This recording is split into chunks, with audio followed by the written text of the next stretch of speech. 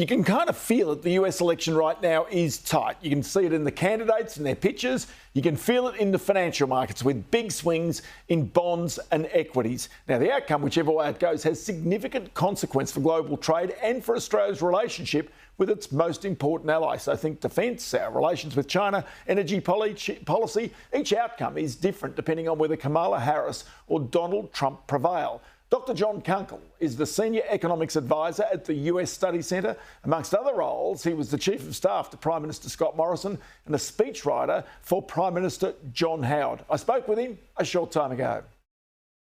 I think we also need to take account that some of particularly President Trump's proposals, he talks to a degree about putting things like 60% tariffs on China and 10% or 20% tariffs on everyone. But to some extent, I wouldn't say discount them, but I think we need to sort of temper that and just see what happens. I mean, there are really two views under a Trump presidency. One is that it will be more like Trump Mark I, where there are checks and balances, and another view that some of those guardrails won't be there. And the honest answer is we don't know yet. And as you said, the race is still very tight. But you're right to point to things like taxes, trade and energy as all being areas of quite marked difference between the two candidates. The one thing that really gets me right now is you can see that Trump is attracting supporters who would traditionally be very much left-wing supporters. Union members. It really is about the jobs, the employment prospects, and also the prospects for business development, which is really kind of almost counterintuitive to the way we'd normally look at the black and white of conservative versus liberal politics.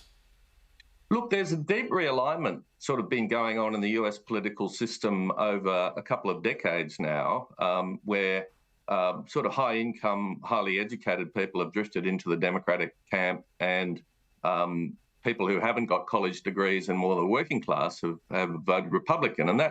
And Donald Trump's been incredibly successful in tapping some of that sentiment, whatever you think about it. So it's also the case that at least prior to COVID, people see a period of real economic strength under President Trump, low inflation. Obviously, inflation is a critical lead in the saddlebags that President Biden had, and to some extent, Vice President Harris is also carrying, because prices have gone up anywhere up to 30%, and consumers remember that. So, in terms of issues, President Trump has an advantage on the economy. I think it's fair to say.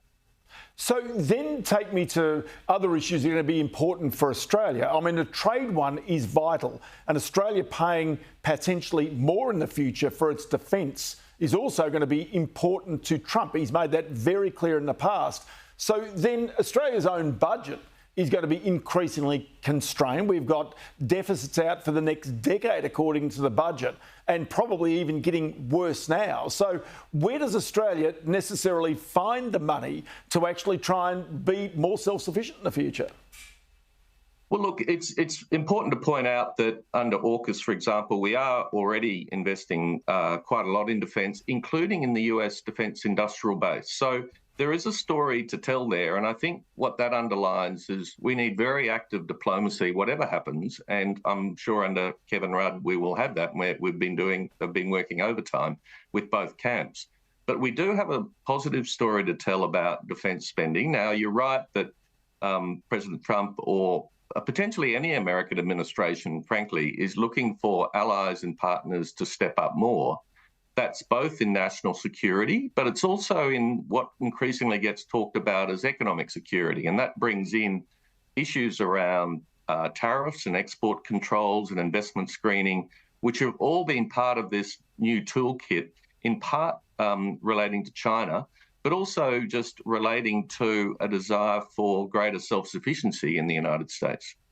Because this goes to the heart of the manufacturing of computer chips. It goes to the heart of critical minerals. Some of these key areas where Australia does have some unique propositions, if we start to manufacture some of these things, to push back against China, which you sense in particular in Trump, but even Kamala Harris, is going to be strategically important to them.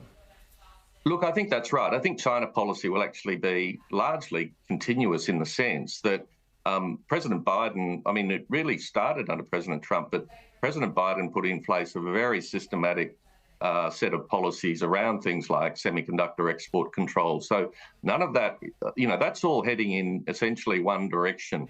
Now, Australia has a sort of delicate, again, diplomatic road to go there. We've got China as our major trading partner. But I think you mentioned critical minerals. I think that's really important that we have a sort of forward-leaning, positive proposal, whatever happens at the election, about how we can strengthen that area of cooperation. One of the things about this new world order, if you like, technology competition really sits at the heart of it. So in a way, I think Australia needs to work out its technology offering in the alliance. And that's, we're seeing that to some extent with AUKUS Pillar 2, where some of our areas like AI and quantum, we do have a contribution to make. But, we'll need all arms of national power to help manage this next phase.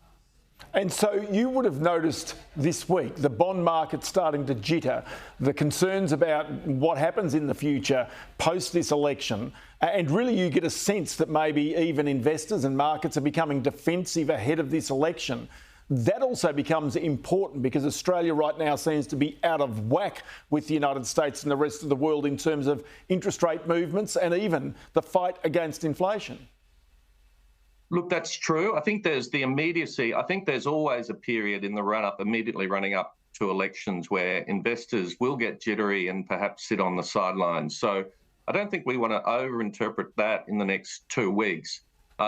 There is at the same time a question mark around US fiscal sustainability, and that's starting to creep in a way that really we haven't seen in our lifetimes. And again, both candidates will have got very expansive policies, Trump in particular on tax, but nobody's really talking about reining in the national debt in the US that's now 100% of GDP, and in fact that will go up whatever the outcome. So issues of fiscal sustainability, we have them in Australia, and notwithstanding the US as the reserve currency, we're starting to see those issues appear in investor sentiment more than we have in the past. Dr. John Kunkel from the US Studies Centre, many thanks for your time today. Great to chat to you. Thanks, Ross. Much appreciated.